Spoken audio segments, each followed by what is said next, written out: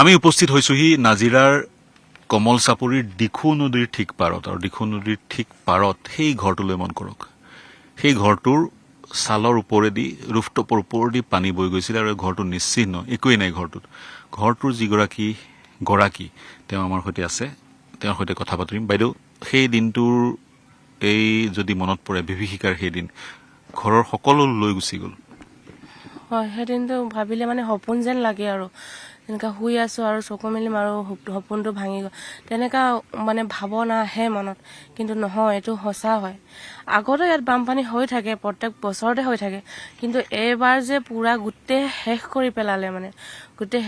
শেষ কৰি পেলালে ইয়াত আমাৰ 6 মাহ নাও চলাচল হয় নাওৰ কাৰণে কিমান দিগদাৰী হয় স্কুল যাবলৈ কাৰণে অহা যোৱা আপ ডাউন কৰিবলৈ সিপাৰলৈ যাবলৈ পটককানে মেডিকেললৈ যাবলৈ কাৰণে বহুত কষ্ট হয় আগৰ পৰা তেনেকুৱা হৈ থাকে কিন্তু আমি কওঁ কিন্তু এইবাৰ যে মানে গোটেই ইমান ডাঙৰকৈ আহিলে গোটেই আমাক মানে শেষ কৰি পেলালে মানে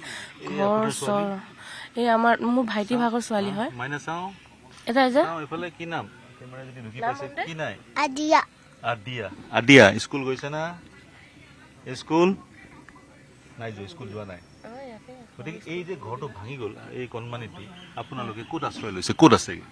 তেতিয়া যেনে তেনে কৰি দাদাহেঁতি আছিলে নাৱত উঠাই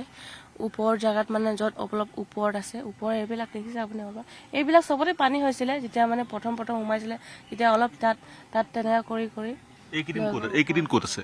এইকেইদিন তাতে আছো তাত আছে আন স্থানত সেই আন স্থানত ওখ স্থানত আছে হয় মই অঞ্জনক অনুৰোধ জনাম দিখৌখনে